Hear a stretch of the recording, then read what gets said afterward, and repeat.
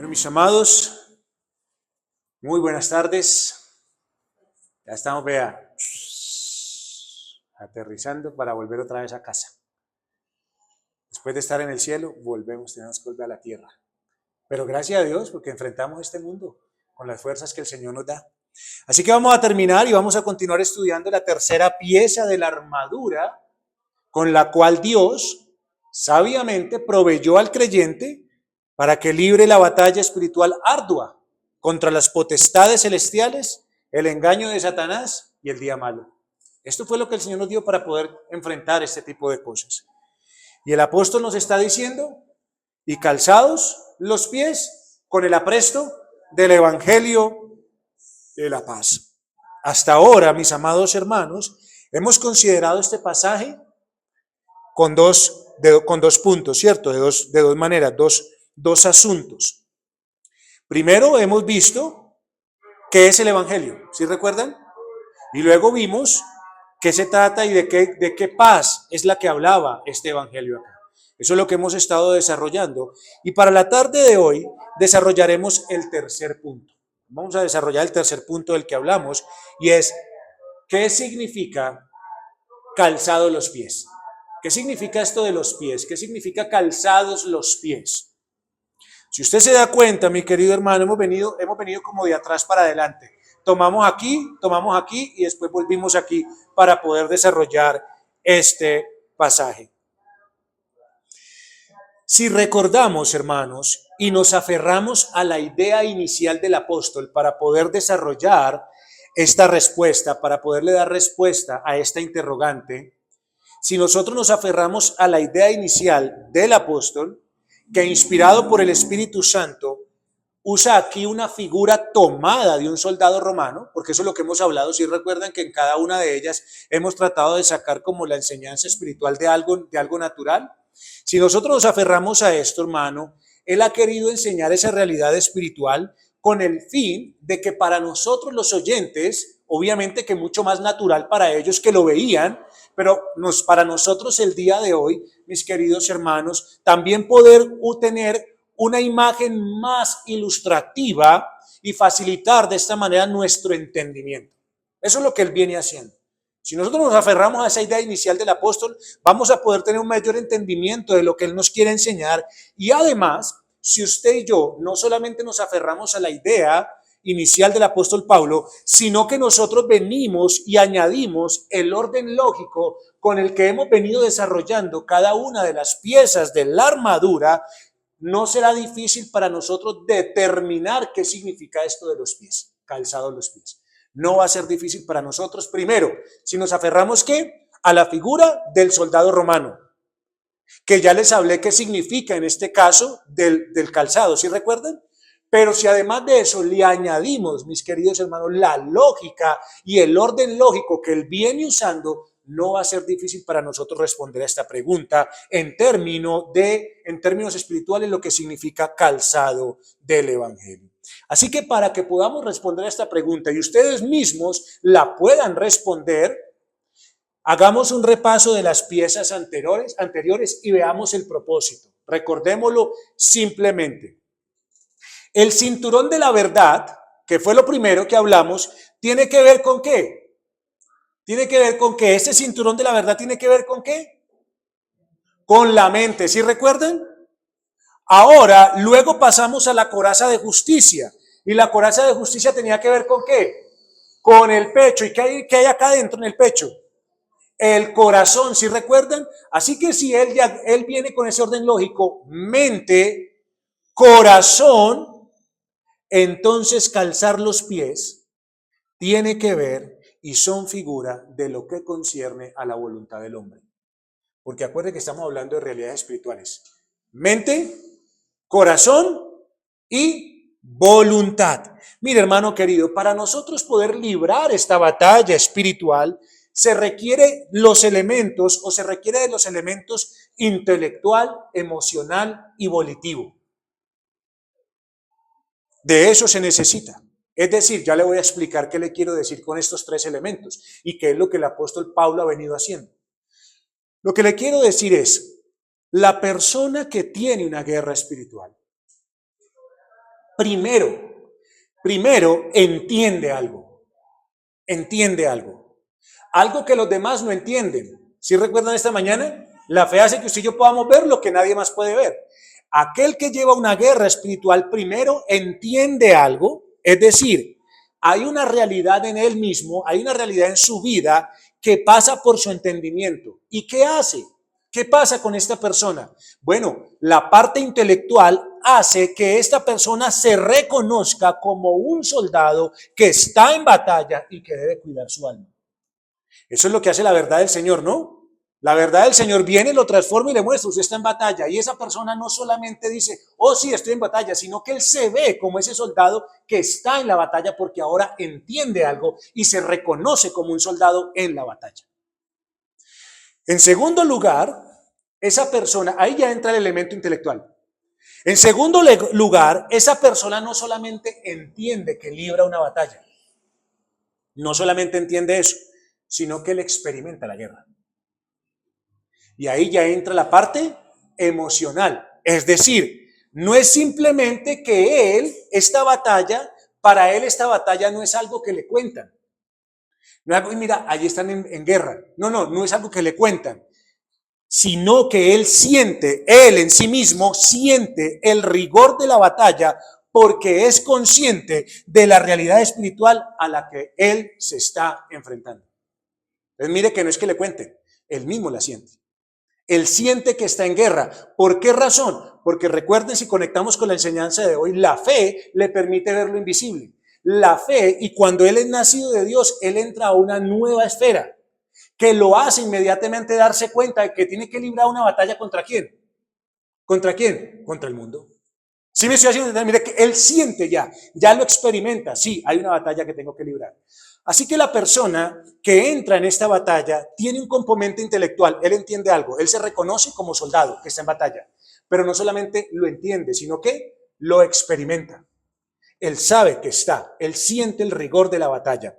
Y por último, cuando usted y yo unimos la mente y el corazón, cuando usted y yo unimos la parte intelectual y unimos la parte emocional, donde nosotros sentimos el rigor de la batalla, estos dos elementos unidos de comprensión y experiencia hacen que la voluntad de esa persona se levante en contra de aquello que lo quiere destruir. ¿Ve? O sea, él entiende que está en una guerra. Él entiende que tiene una guerra contra potestades, contra el enemigo, contra el día malo. Él entiende esto. No solamente lo entiende, sino que lo experimenta. Él siente que está en esa batalla y piensa entonces ¿qué va a hacer? ¿Se va a quedar ahí quieto? Su voluntad va a ser movida a pelear contra aquello que lo quiere acabar. Por tanto, debería ser entonces comprensible que cuando hablamos de qué es esto de calzado los pies, estamos hablando de qué? De la voluntad. Porque ya entendemos algo, porque ya experimentamos algo y por lo tanto vamos a caminar en consecuencia a esto. Así que así como los pies son para el cuerpo, la voluntad lo es para el alma. Así como usted en su cuerpo tiene los pies ¿qué hacen con usted? Los pies lo llevan de un lugar a otro. Entonces piensen lo siguiente, hermano. Usted tiene hambre, ¿cierto? Usted entiende que tiene hambre. Eso pasa por acá. Pero luego lo empieza a sentir ¿dónde? Por aquí. ¿No? ¿Y qué hacen sus pies? Me voy a dormir. ¿Es lo que hace? No. Sus pies llegan y buscan y lo llevan ¿a dónde? A buscar la comida. Es lo mismo, hermano, que los pies hacen en el cuerpo, lo mismo hace la voluntad con el alma, hermano.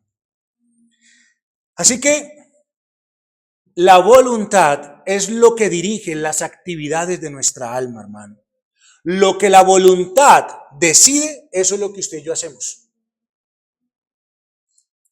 Ahora bien, cuando hablamos entonces, y ya podemos responder a la pregunta de cuando hablamos de calzado los pies, ¿está haciendo referencia a qué? De manera espiritual.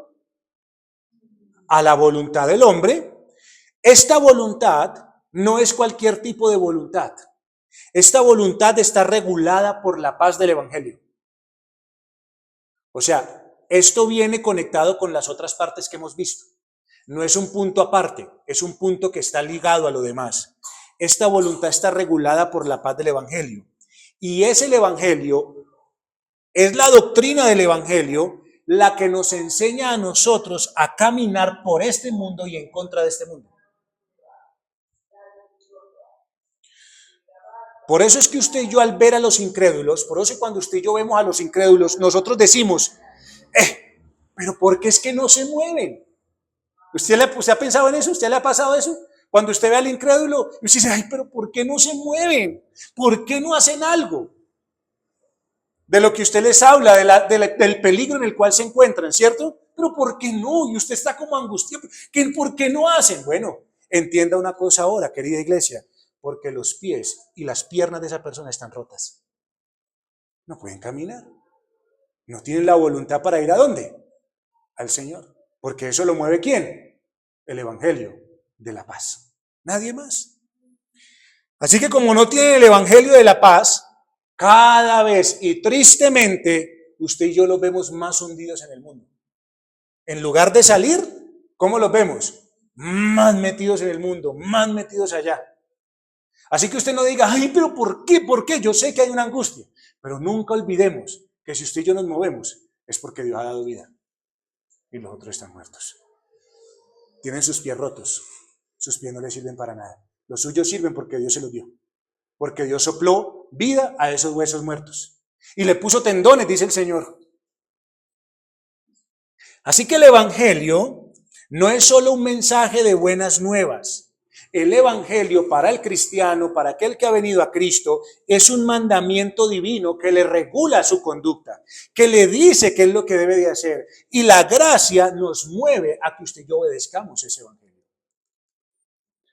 Por eso se llama el Evangelio de la paz, porque es el instrumento de Dios, el instrumento divino, por lo cual Dios nos prepara y prepara nuestra voluntad para hacer lo que Él quiere hacer. Así que pues, mis hermanos, los pies deben estar calzados con el apresto. Y esta palabra usada aquí como apresto no debe confundirnos. Yo sé que es una palabra que normalmente uno no está escuchando, el apresto, pero no nos debe confundir, hermanos, aunque no la escuchemos mucho. No debe causar distracción. El significado de esta palabra es muy sencillo. Es preparar, es equipar, es decir, que usted esté listo para algo. Así que el Evangelio de la paz es el que le pone a usted, lo prepara, lo equipa y lo hace estar listo para hacer la voluntad de Dios. Batallar contra este mundo, estar preparado para el día malo, batallar contra las acechanzas del enemigo. Por eso esta palabra es la misma palabra usada en Tito capítulo 3 versículo 1.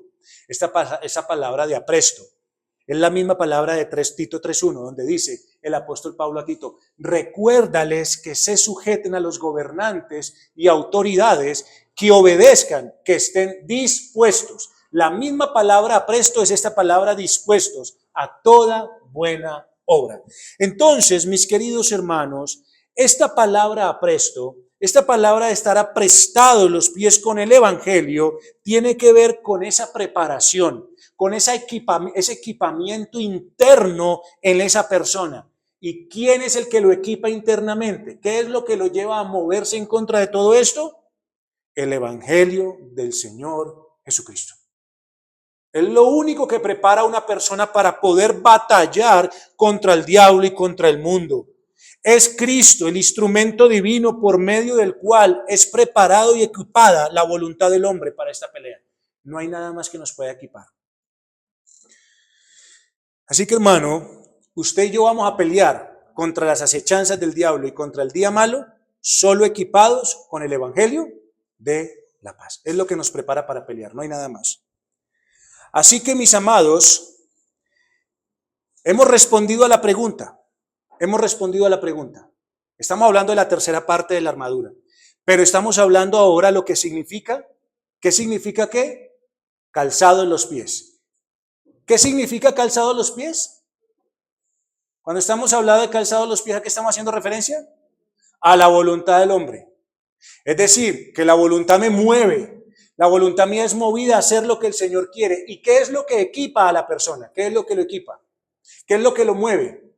El evangelio de la paz. No hay nada más. Ahora, ¿por qué? Vamos a responder entonces, ¿por qué, hermano, es necesario estar calzados los pies con el apresto del evangelio de la paz? ¿Por qué es necesario que usted y yo estemos calzados con el apresto del evangelio de la paz? ¿Por qué necesitamos que nuestra voluntad esté equipada con el evangelio de la paz? Bueno, vamos a responder y les voy a dar solamente dos punticos en esto.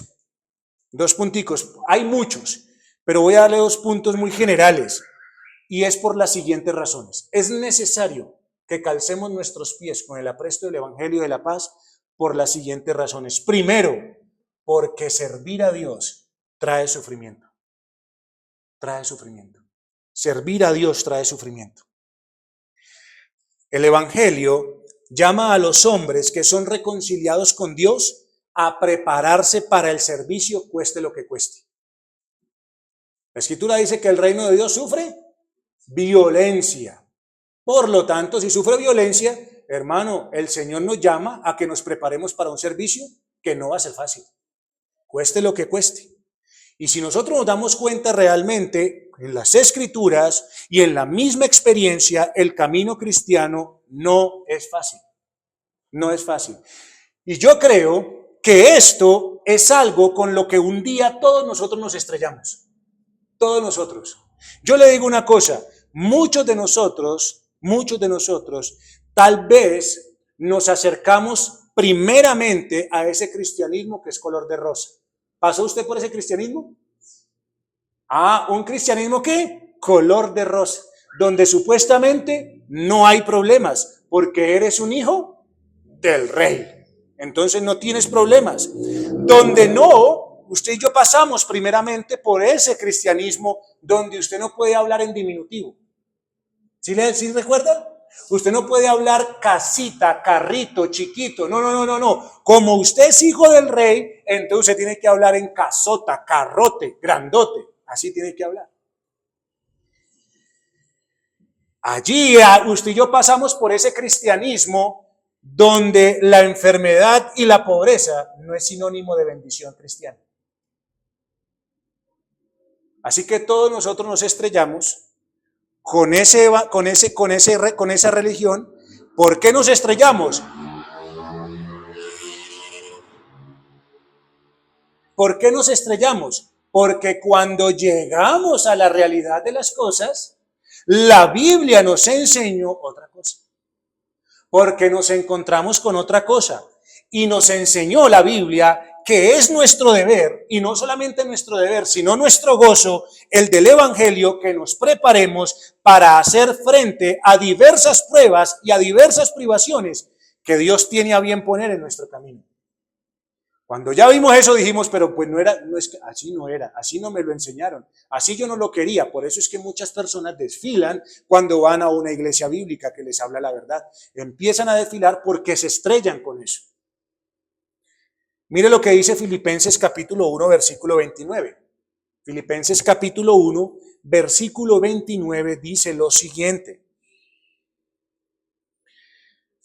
Porque a vosotros, dice el apóstol Pablo, porque a vosotros os es concedido a causa de Cristo, no solo que creáis en Él. Mire, ¿qué más dice?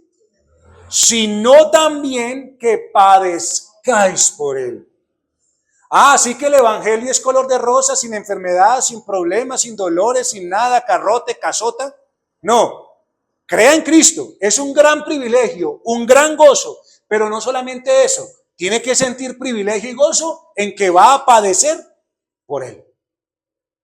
Por eso es que necesitamos aprestarnos y calzarnos con el evangelio, porque Él no va a mover nuestra voluntad y es necesario porque la vida cristiana es una vida ¿de qué? De sufrimiento. Eso es lo que pasa, mis amados hermanos. Así que, iglesia, nosotros nos aprestamos con el calzado del evangelio por una cuestión.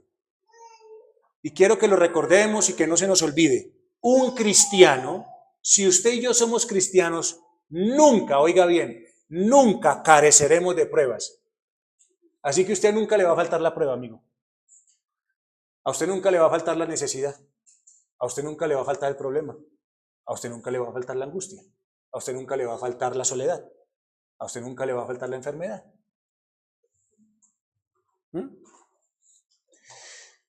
Amados, dice el apóstol Pedro, no os sorprendáis del fuego de la prueba que os ha sobrevenido, como si alguna cosa extraña os aconteciese, sino gozaos por cuanto sois participantes de los padecimientos de Cristo, para que también en la revelación de su gloria os gocéis con gran alegría.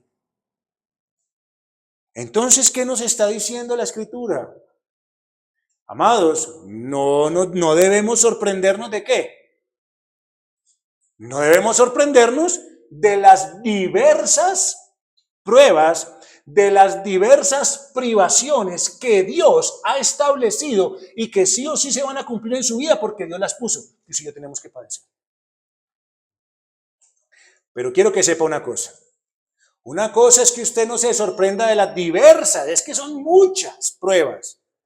Sino que Dios también está diciendo una cosa, que debemos esperarlas. Y en ocasiones son ¿qué?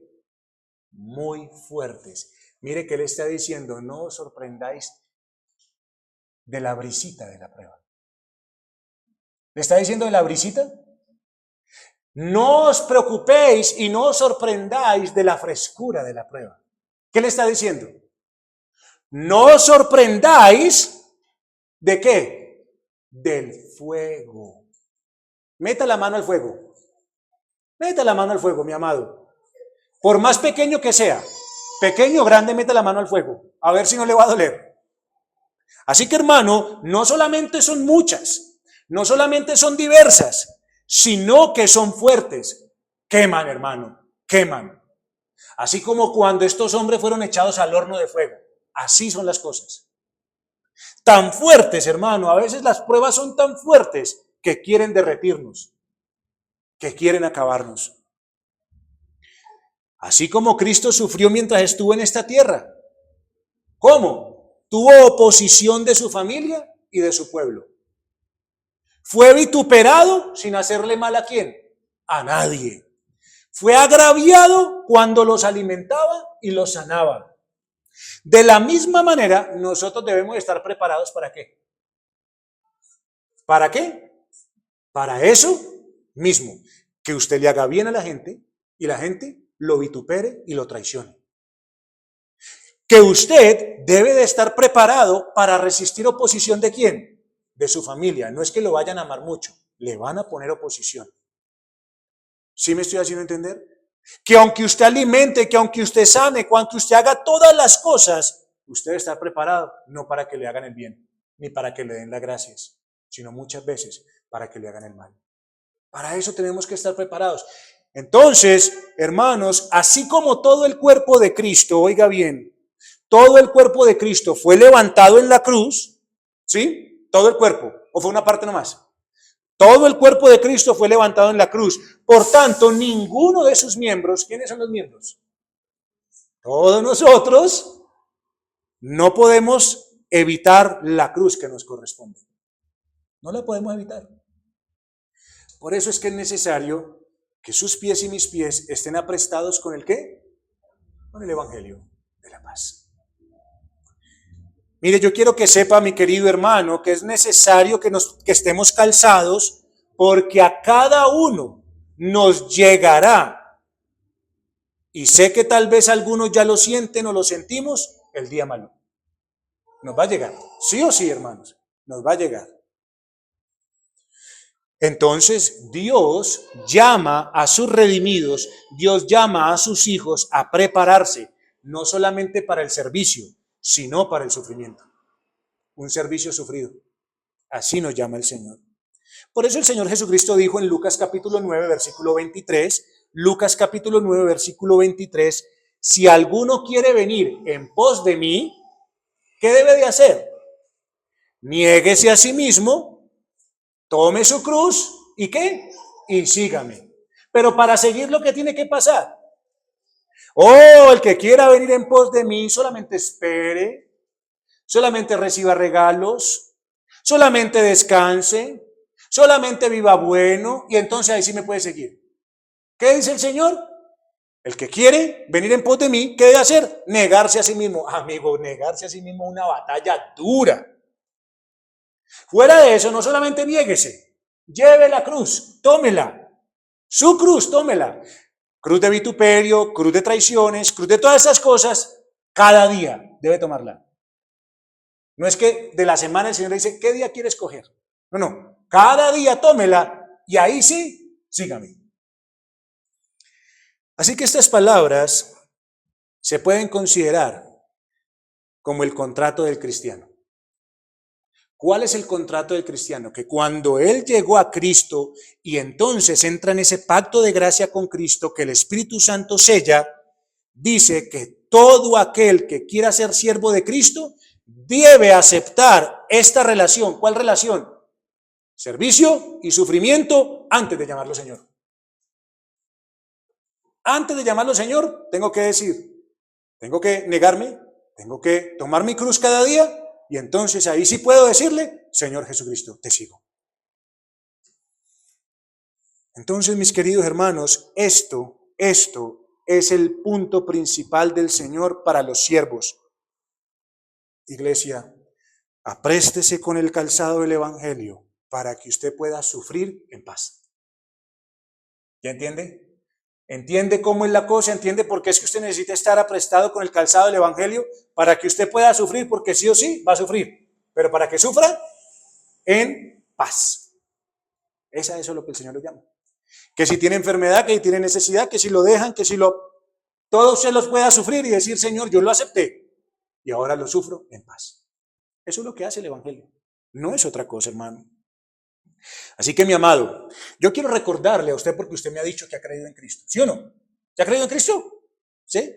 ¿Sí? Bueno, yo quiero recordarle que en el momento que usted dijo creer en Cristo, entonces usted entró en un servicio en el que entregó todo a Él. Y usted le dijo, no se haga mi voluntad, sino que la tuya. Y la voluntad de Dios es que usted sufra en paz. Paz que se nos olvida, no sé en qué momento se nos olvida. Por eso es necesario recordar el Evangelio. Mire, un corazón lleno de gracia va a seguir a Cristo al desierto de la aflicción de buena gana. Tremendo, ¿no? Un corazón lleno de gracia, ¿qué va a hacer? Va a seguir a Cristo al desierto de la aflicción. ¿Y cómo lo va a hacer? De buena gana, porque Él está en paz. Así como lo seguimos a un jardín tranquilo para disfrutar de su presencia, también lo seguimos al desierto de la aflicción. Pero mi querido hermano, aunque el servicio a Dios conlleve grandes y muchos sufrimientos y pruebas, el calzado del Evangelio también nos recuerda y nos consuela sabiendo lo siguiente. Entonces, es necesario que usted y yo nos calcemos con el Evangelio de la paz. Porque, hermanos, Dios nos ha dicho que usted y yo vamos a vivir en este mundo y que tenemos que movernos en este mundo y nuestra voluntad tiene que mover en este mundo en contra de muchas pruebas, en contra de muchos sufrimientos, pero con todo hay paz en el corazón, por medio del Evangelio de la paz.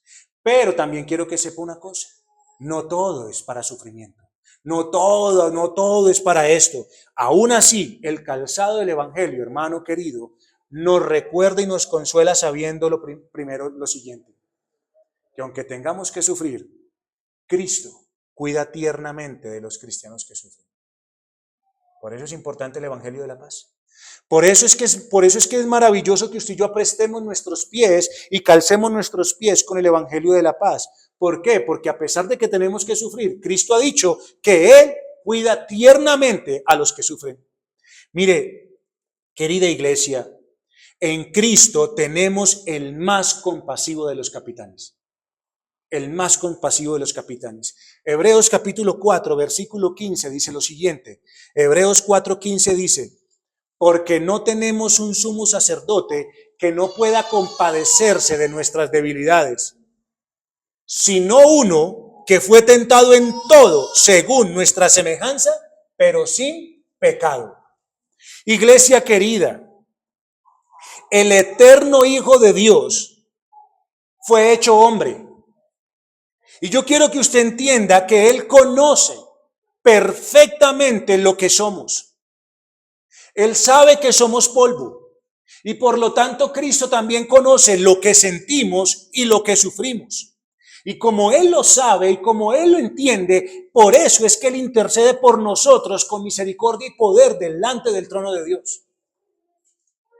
Así que usted sufre, usted es tentado, tiene angustias, tiene dolores, tiene enfermedades, sí. Sepa una cosa, Cristo dice que Él cuidará tiernamente a los que sufren, porque Él fue hombre en esta tierra y sufrió y padeció y entiende, y por eso, como nos entiende, Él intercede por nosotros delante del Padre.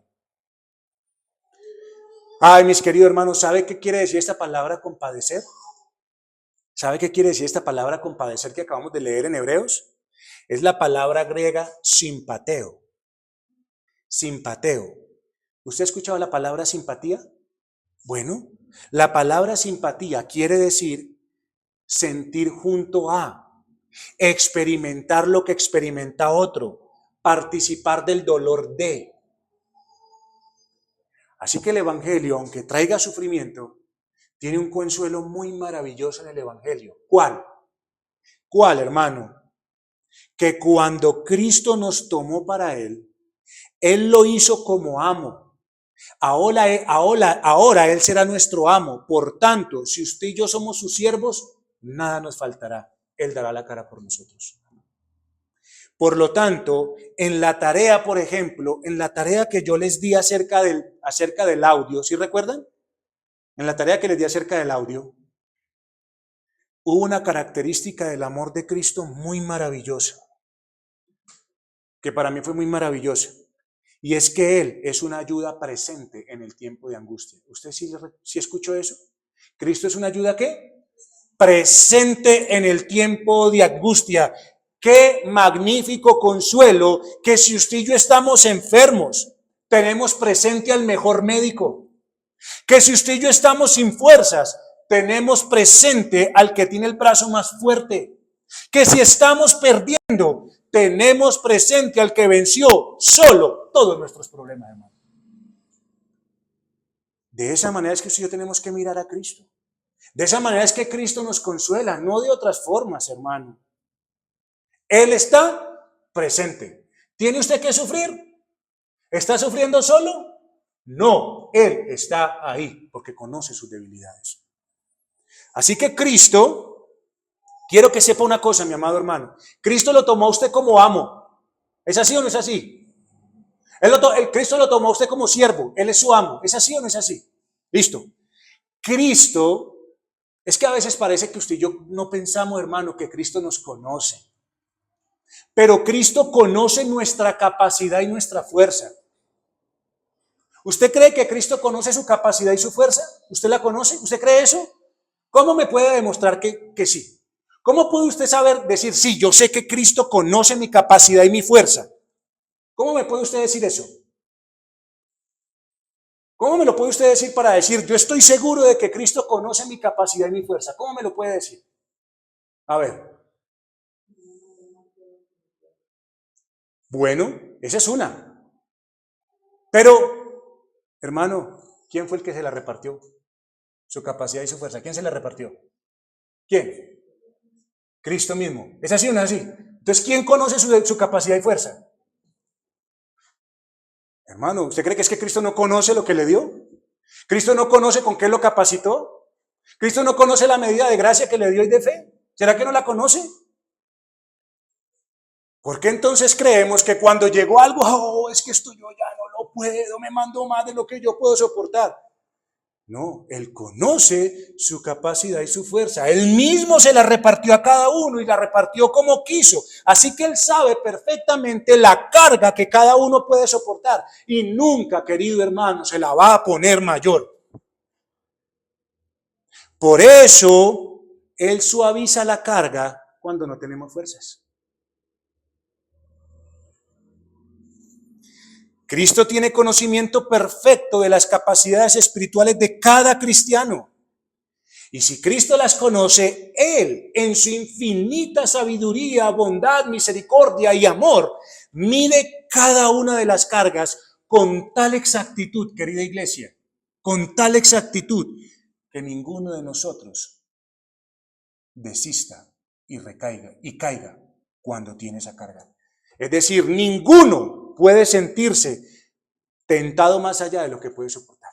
Es lo que el Señor hace. ¿Por qué? Porque Él sabe que si usted es un niño, pues no le va a poner un bulto. Pero si usted es un adulto fuerte, entonces le va a dar lo que usted puede soportar. ¿Sí me entiende, hermano querido? Por eso necesitamos aprestarnos ¿de qué? Del calzado del Evangelio, sabiendo que Cristo, si nos llamó a sufrir, Él va a estar ahí presente en el sufrimiento que si yo tengamos. Y que nunca va a ser mayor del que podamos soportar, porque Él mismo repartió las fuerzas a cada uno. Lo conoce exactamente, mi querido hermano. Así que Cristo no solamente está ahí y cuida tiernamente de los que sufren, sino que Cristo conoce cada una de nuestras debilidades. Cristo conoce sus debilidades, amado. Cada una. Entonces usted puede sentirse contento y feliz de lo siguiente. No solamente que Cristo está ahí y le va a dar conforme a sus fuerzas que Él le repartió, sino que Cristo conoce sus debilidades. Él no solamente las observa desde afuera, Él las vivió en carne humana.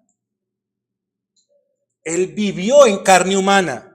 ¿O acaso Jesucristo no sintió hambre? ¿No sintió cansancio? ¿No sintió soledad? Dígame, ¿no lo sintió? ¿Acaso no sintió rechazo? ¿Acaso no sintió traición? ¿Acaso no sintió dolor? ¿No sintió presión? ¿No sintió angustia que lo puso a sudar sangre? ¿No sintió aflicción? Dígame usted, mi hermano querido, ¿no lo sintió? ¿No sintió tentaciones reales? ¿No las sintió? Sí, aunque nunca pecó, hermano. Así que Jesucristo fue tentado en todo. Y Él, aunque vivió cada tentación, fue probado en todo tipo de tentaciones. Cristo fue tentado al desánimo, Cristo fue tentado al orgullo, Cristo fue tentado al temor, Cristo fue tentado al sufrimiento, Cristo fue tentado a desconfiar del Padre, Cristo fue tentado a lo ilícito, Cristo fue tentado por el atajo fácil. Él fue tentado en todas las cosas, hermano. Yo le pregunto, ¿no conoce la debilidad suya? ¿No la conoce? Sabiendo que en todo eso fue tentado. Lo que pasa es que nunca cayó y nunca pecó.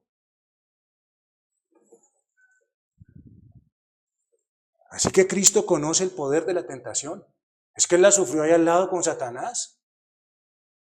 Ahí con Él. Lo que no pudo soportar Adán, ¿lo venció quién? Cristo lo venció. Así que Cristo conoce el poder de la tentación mejor que cualquiera de los que estamos aquí. Mejor que cualquiera. Porque la Escritura nos dice que usted y yo no hemos tenido que padecer hasta la sangre. Él la conoce mejor. Y nunca se dio, querida iglesia. Así que usted y yo, si tenemos y sentimos tentación, usted ya entonces sabe a quién acogerse, porque Él conoce cada una de sus debilidades. Es decir, usted no tiene por qué caer, hermano. Usted no tiene por qué caer, usted tiene de dónde agarrarse, porque Él está ahí, conoce cada una de sus debilidades. Así que si Él la sintió hasta la máxima intensidad y resistió hasta el final, lo hizo para que usted y yo nos aferremos a Él. Y en Él podamos soportar todas las cosas. Pero además de que Cristo conoce sus debilidades, mi amado hermano, Cristo no se escandaliza de su debilidad. Él no se escandaliza de su debilidad, querida iglesia. Mire, yo quiero que sepa una cosa, en este momento, y todos los días, Cristo conoce su cansancio espiritual. Cristo conoce sus luchas internas. Cristo conoce sus tentaciones repetidas. Cristo conoce su desánimo. Cristo conoce su confusión. Cristo conoce su dolor emocional y físico. Cristo lo conoce, mi querido hermano. Y si Él lo conoce y Él también lo vivió y Él lo venció, entonces usted ¿a quién puede acudir confiadamente? ¿A dónde? A Cristo, al trono de la gracia. ¿Puede o no puede, hermano? Pero para poder tener todo esto en cuenta, ¿qué necesitamos? Que nuestros pies estén calzados con el evangelio ¿de qué? De la paz. Porque si usted y yo olvidamos el evangelio, ¿a dónde vamos a correr? ¿Sí entiende, hermano? Por eso es que usted ve que la gente se desespera y corre y hace una cantidad de locuras. ¿Por qué? Porque no tiene los pies calzados ¿con qué? con el Evangelio de la paz, hermano.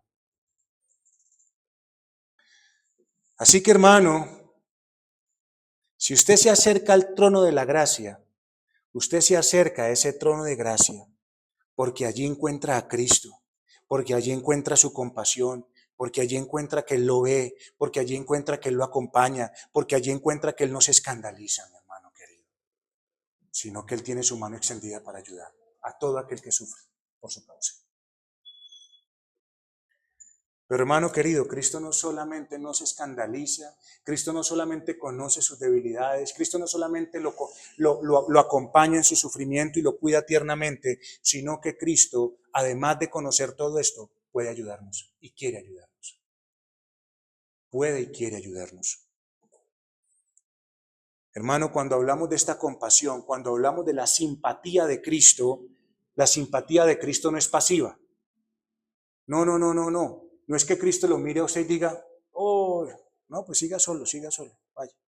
No, hermano, es una compasión poderosa, es una simpatía poderosa, es una simpatía efectiva que sostiene, que fortalece y que restaura. Usted no lucha solo, querido hermano. Esta lucha no es solo. El creyente no tiene un salvador que lo mira de lejos.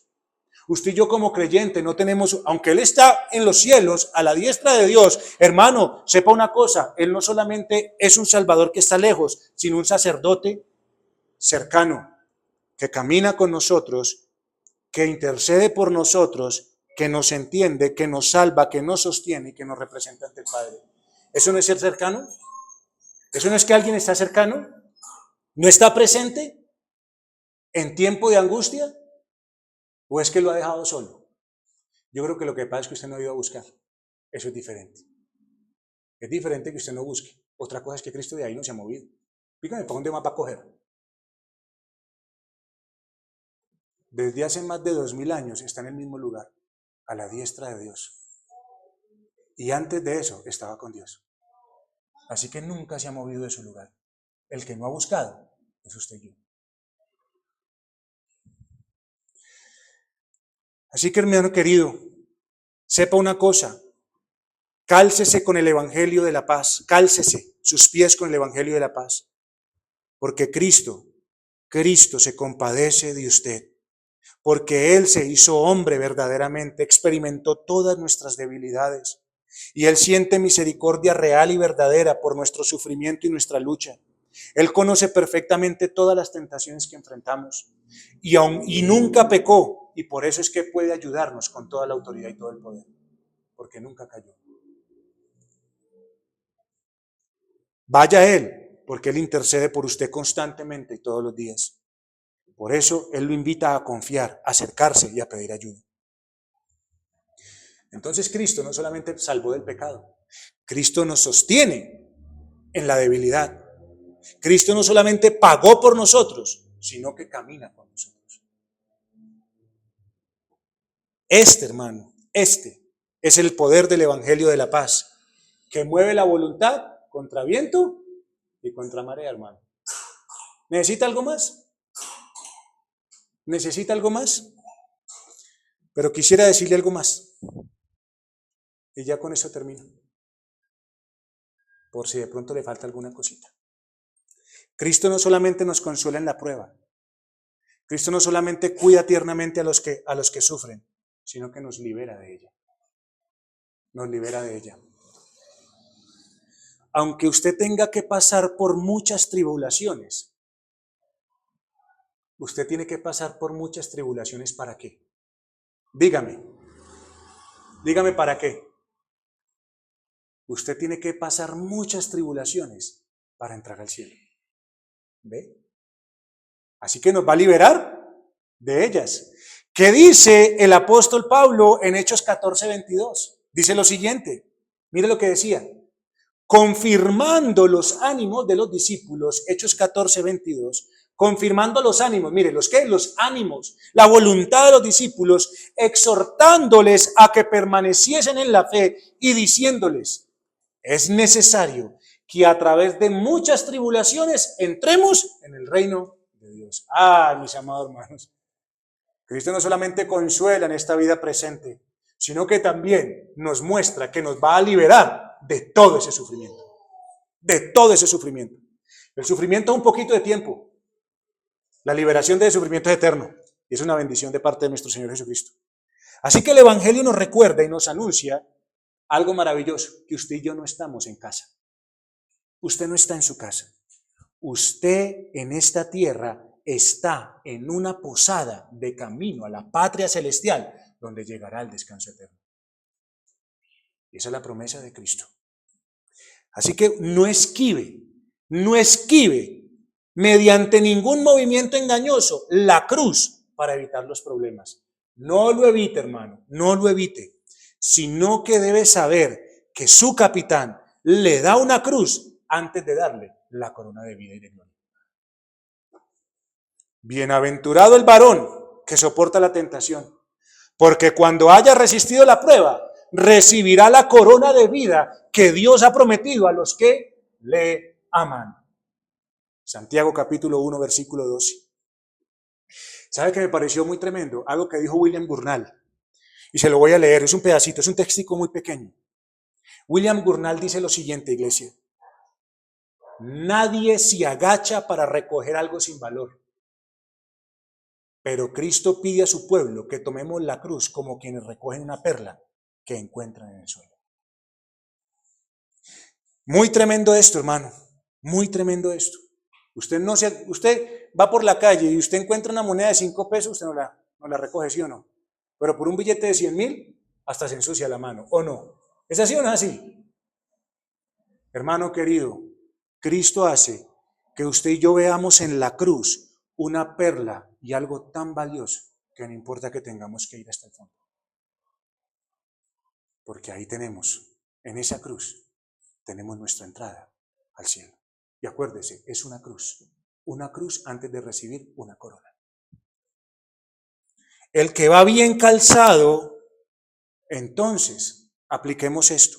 El que va bien calzado no teme pasar por camino bueno o por camino malo, por camino limpio o embarrado, por camino de piedra o de paja. Todo para él es igual.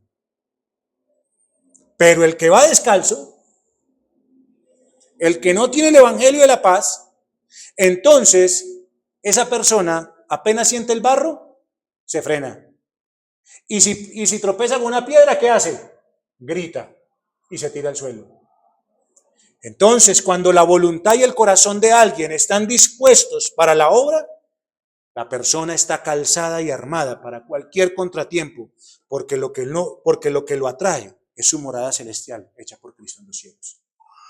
Hermano, díganme, ¿en qué momento Cristo lo ha dejado solo en todo lo que le ha hablado? ¿En qué momento? ¿Y por qué nos sentimos solos, iglesia? Así que quiero que pensemos en una cosa muy seria, muy seria. Si el evangelio, que es el recurso divino de Dios, no puede mover nuestra voluntad, no dispone el corazón en cualquier circunstancia en la que nos encontremos, tenemos que decir una cosa: ya estamos vencidos en la guerra. No somos vencedores, ya fuimos ¿qué? Vencidos.